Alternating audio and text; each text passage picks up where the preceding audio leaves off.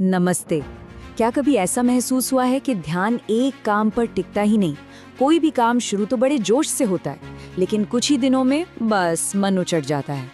और अगर समाज के बनाए रास्तों से अलग चलने पर कभी ये लगा हो कि शायद हम में ही कोई कमी है, तो आज का ये विश्लेषण बिल्कुल सही जगह लेकर आया है। चलिए इस पर थोड़ा और गहराई से बात करते हैं। ये एक ऐसा सवाल है जो शायद कई लोगों को चुभता होगा, जिनकी दिलचस्पी एक जगह टिकती ही नहीं। अरे भाई, कोई एक करियर तो चुन लो, या फिर इतनी सारी चीजें एक साथ कैसे कर पाओगे। ये ऐसी बातें हैं जो हमें खुद पर ही शक करने पर मजबूर कर देती हैं कि कहीं हम रास्ता तो नहीं भटक गए हैं। और पता है, यही दबाव हमें ये मानने पर मजबूर कर देता है कि हमारे अंदर कुछ गड़बड़ है। हमें लगने लगता है कि अगर हम एक ही रास्ते पर नहीं चले तो शायद जिंदगी में कुछ हासिल नहीं कर पाएंगे। लेकिन क्या हो अगर मैं ये कहूँ कि जिसे दुनिया एक बहुत बड़ी कमजोरी मानती है, असल में वही एक जबरदस्त सुपर पावर है। तो बात ये है कि ऐसे लोग बिखरे हुए नहीं हैं, बल्कि वो एक खास कैटेगरी में आते हैं, जिसे मनोविज्ञान की भाषा में एम टाइप ब्रेन या मल्टी पोटेंशियलाइट कहा जाता है। ये वो लोग होते हैं जिनमें कई अलग अलग फील्ड्स में काम करने की कमाल की क्षमता होती है। तो ये कोई कमी नहीं हुई, ये हुई दिमाग की एक बहुत ही खास बनावट। इसे समझने के लिए जरा दो अलग अलग रास्तों की कल्पना कीजिए। दुनिया में ज्यादातर लोग होते हैं स्पेशलिस्ट, वो जो एक पहाड़ चुनते हैं और उसकी चोटी तक पहुंचने में अपनी पूरी जिंदगी लगा देते हैं। उनका रास्ता बिल्कुल सीधा और तय होता है। और दूसरी तरफ हैं एम टाइप लोग, जो हर घाटी को खोजना चाहते हैं। उनका रास्ता सीधा है ही नहीं, उसमें कई मोड़ हैं, कहीं पे गिटार है तो कहीं पे माइक्रोस्कोप। और विज्ञान कहता है कि कुछ लोग जन्म से ही इसी तरह के रास्ते के लिए बने होते हैं। तो सवाल ये उठता है कि ऐसा है क्यों? क्यों कुछ दिमाग एक ही जगह पर टिक जाते हैं और कुछ हमेशा नई नई चीजों की तलाश में रहते हैं? वेल, इसका जवाब हमारे दिमाग की केमिस्ट्री और उसकी वायरिंग में ही छिपा हुआ है। असल में एन टाइप ब्रेन के लिए हर नई चीज सीखना एक रिवॉर्ड की तरह होता है। ये कोई आदत नहीं है जो छोड़ा जा सके, बल्कि ये दिमाग की केमिस्ट्री का ही हिस्सा है, जो उसे हमेशा कुछ नया खोजने के लिए उकसाती रहती है।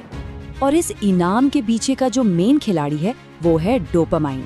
हम सब में डोपामाइन होता है, लेकिन एम टाइप लोगों के दिमाग में ये एक नॉवेल्टी सीकिंग केमिकल की तरह काम करता है। मतलब जब भी वो कुछ नया सीखते हैं, उनके दिमाग के बेसल गैंग्लिया से डोपामाइन के फव्वारे से छूटते हैं, जिससे उन्हें एक जबरदस्त किक मिलती है। इसीलिए नई नई चीजें सीखना उनके लिए एक नशे की तरह हो सकता है। चलिए अब देखते हैं कि ये काम करता कैसे है। सबसे पहले दिमाग का सीईओ यानी प्री फ्रंटल कॉर्टेक्स, जो एक ही समय में कई सारे गोल्स को ट्रैक कर सकता है। फिर आता है एंटीरियर सिंगुलेट कॉर्टेक्स, जो एक सुपर फास्ट स्विच की तरह काम करता है। ये इतना एक्टिव होता है कि एम टाइप लोग 5 मिनट में हिस्ट्री से साइंस पर स्विच कर सकते हैं, वो भी बिना किसी कंफ्यूजन के। और हाँ, डिफॉल्ट मोड नेटवर्क यानी हमारा आइडिया जनरेटर, ये तब सबसे ज्यादा एक्टिव होता है जब हम कुछ नहीं कर रहे होते, जैसे कि नहाते समय। यही वजह है कि बेहतरीन आइडियाज अक्सर शावर थॉट्स के रूप में आते हैं। ये अनोखी वायरिंग सोचने के दो अलग अलग तरीकों को जन्म देती है। एक है कन्वर्जेंट थिंकिंग, जो तर्क का सीधा रास्ता है, जो फैक्ट से शुरू होकर एक सही जवाब तक पहुंचता है। वहीं दूसरी तरफ है डाइवर्जेंट थिंकिंग, कल्पना का रास्ता, जो एक सवाल से शुरू होकर अनगिनत आइडियाज पैदा करती है। एम टाइप ब्रेन की असली सुपर पावर ये है कि वो इन दोनों को मिला सकते हैं।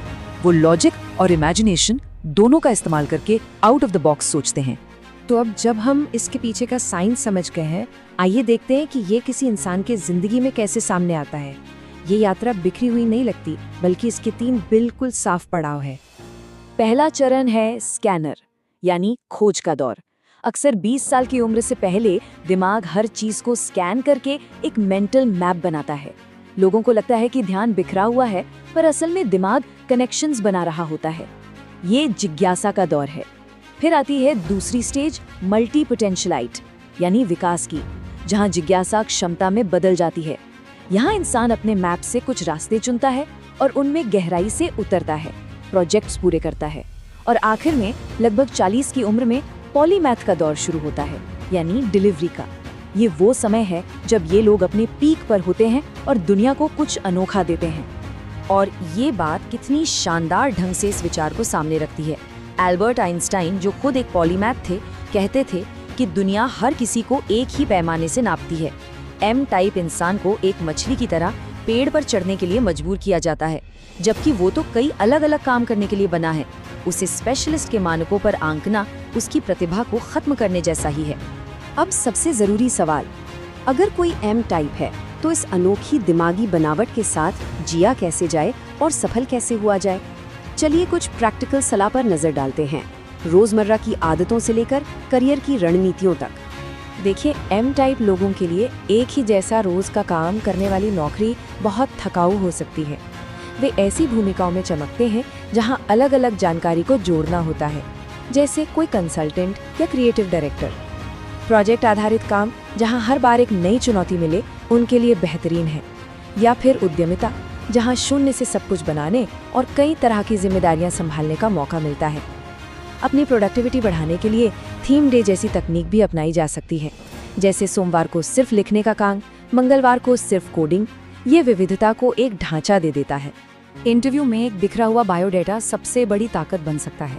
जब कोई आपके अलग अलग अनुभवों के बारे में पूछे तो ये नहीं कहना चाहिए कि आप जल्दी ऊब जाते हैं। इसके बजाय अपने अनुभव को एक कहानी की तरह पेश करें। बताइए कि कैसे अलग अलग फील्ड्स का ज्ञान अनोखे समाधान खोजने में मदद करता है। इस बात पर जोर दें कि कितनी तेजी से नई चीजें सीखी जा सकती हैं और कैसे आप वो बड़ी तस्वीर देख सकते हैं जिसे स्पेशलिस्ट अक्सर नजरअंदाज कर देते हैं। और हाँ, अगर ये बातें कोई माता पिता या शिक्षक सुन रहे हैं तो उनकी भूमिका बहुत ही ज्यादा महत्वपूर्ण हो जाती है। बच्चे से ये पूछने के बजाय कि तुम एक चीज पर फोकस क्यों नहीं करते, ये पूछना कैसा रहेगा, अच्छा आज तुम्हारी दिलचस्पी किस चीज में है। ये कहने के बजाय कि तुम अपनी सारी काबिलियत बर्बाद कर रहे हो, ये कहना चाहिए, अरे वाह, मैं देख रहा हूँ कि तुम अलग अलग फील्ड्स के आइडियाज को जोड़ रहे हो और पता है ये एक बहुत ही कीमती हुनर है। मतलब उनकी जिज्ञासा को उनकी सुपर पावर कहना होगा। तो अंत में ये याद रखना बहुत जरूरी है कि जिज्ञासा कोई कमी नहीं बल्कि एक विशेषता है। ये एक पहचान है, एक ताकत है। दुनिया को एक रास्ते पर चलने वालों की जरूरत है, लेकिन दुनिया को बदलने के लिए उन लोगों की भी जरूरत है जो कई रास्तों को जोड़ना जानते हों। सवाल बस ये है कि इस सुपर पावर से क्या बनाया जाएगा।